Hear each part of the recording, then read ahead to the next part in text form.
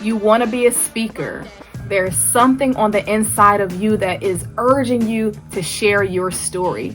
You have a desire to inspire, empower, and motivate others. You want to be a speaker. You can't wait to get on those stages and maybe even get a standing ovation. However, the first thing you need to do is plan before you stand. My name is Ramona J. Smith. I am a world champion of public speaking. I am a business accountability coach and, of course, a public speaking coach. And I am here to help you plan before you stand. Well, Ramona, what does that even mean? That means that many new speakers are bursting with energy. They're bursting with excitement. They are so ready to get on stage. They want stage time. They want to be seen. They want to be heard. They want to have that great feeling that they gave a wonderful speech. However, they don't necessarily have the speech ready. You have to plan before you stand. How do I know this? Ramona J. Smith is all about speaking from experience. I speak from experience. I have been there before when you are just starting out and everybody's been telling you you're such a great speaker. You've been getting some great feedback from a lot of different people, and now you really have the confidence to get on stage. The thing about being new and excited is a lot of that is ego. A lot of that is ego. And what is ego? Ego tells you you're the biggest, you're the baddest, you're the best. Ego disregards what value you can actually bring to the audience through your message. As a young speaker, I wanted nothing more than to get on stage. For me, I wanted to get on stage to say I was there. I wanted to brag and tell people that, yes, I just spoke here and I just spoke there and I just did this speech and that speech, and I wanted to be seen and I wanted to be heard. As I have matured as a speaker, I've learned that it's great to be seen, it's great to be heard, but it's even better when you are changing lives and transforming lives through your message. We often want to put the cart before the horse. That means we want to get a little too far ahead of ourselves for the sake of being seen and heard. And that's just not going to cut it if you want to be a long-lasting, impactful speaker. The best speakers, yes, they have great delivery. Yes, they practice. Yes, they probably have a public speaking coach. However, they have crafted a message that is going to benefit the audience. When you think about giving speeches, I want you to think about tuning in to the audience's favorite radio station. And I believe it was Darren LaCroix and Mark Brown who taught me this concept of tuning in to the audience's favorite radio station, which is WIIFM. What's in it for me? What does the audience get after they hear you speak? More than just hearing you speak, more than just you making them feel good, but what is that take home from your message that is going to stick with the audience for months, maybe even years to come? Where's the value in your message? Are you just getting up there giving an autobiography? Are you just getting up there talking about nothing but yourself? Or have you really took some time to write a speech, to structure a speech, to think about these things that go into a great speech, and then putting it together and then practicing it and then giving that speech? Many of us as early speakers, we are not putting in the time and the work and the effort that it takes to get a great message. We just want to hurry and get on the stage. But honey, I'm telling you, you have to plan before you stand. Why should you plan before you stand? That is going to help you stay organized. That is going to help you stay focused.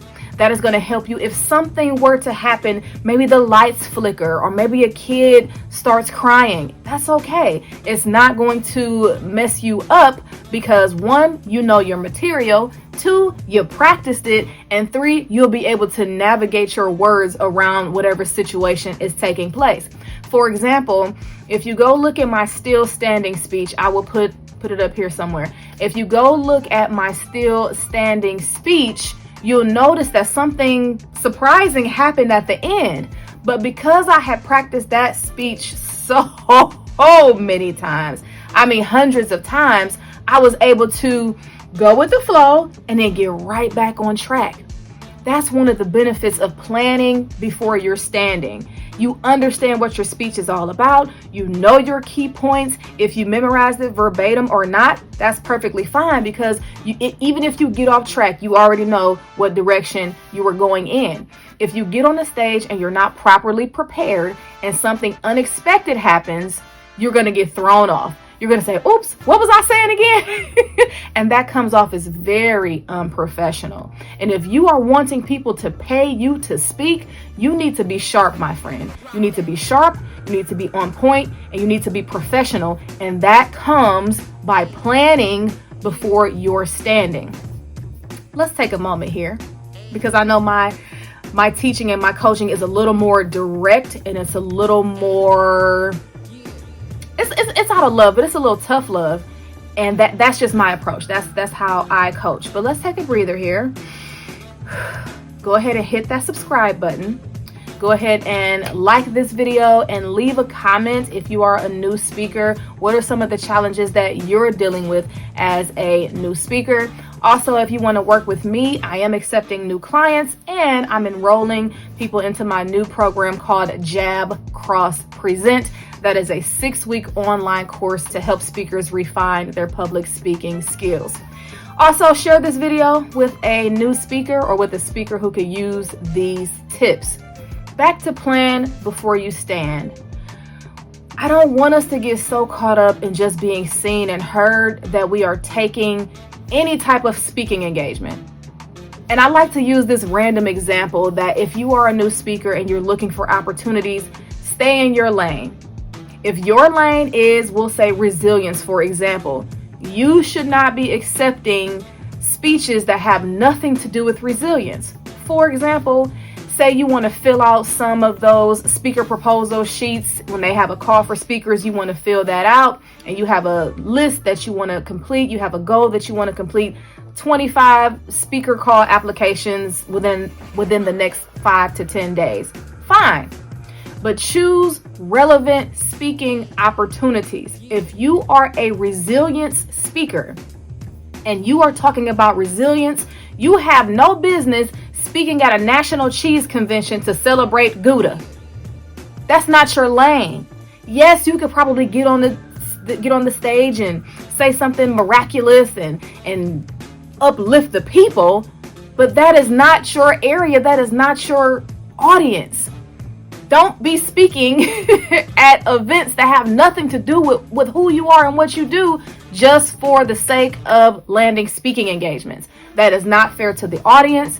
That is not fair to the event coordinator, especially if they're in a crunch and they're looking for people, and then you're kind of in a crunch where you're looking for speaking engagements, and you guys meet through this energy of desperation. That is not going to be the most valuable option for your target audience. You should be speaking at conferences with a theme of resilience. You should be speaking at empowerment conferences. You should be speaking at these events where everything that you're saying is tying into the theme of that particular event. You need to plan before you stand, and the planning part is which speaking opportunities am I looking for that truly align with my message. Seek opportunities that truly align with your message. I know it's very tempting to speak to anyone, anywhere, about anything, but that is not how you build a community, and that is not how you give these audiences the most value for what they came for. We always want the audience to leave feeling smarter than they came before, feeling more motivated than before they came. We want them to feel better than when they came. So I want you to plan before you stand. Don't just take speaking engagements to be seen or heard. Don't just try to find any stage anywhere speaking to anyone. Really take the time to plan a message for a particular audience that is going to have a long-lasting impact on the people who are listening to you speak. For more tips and information, visit RamonaJSmith.com. Once again, I hope you subscribe. Hope you guys stick with the family, stick with the community. I am all about confidence, public speaking, and resilience.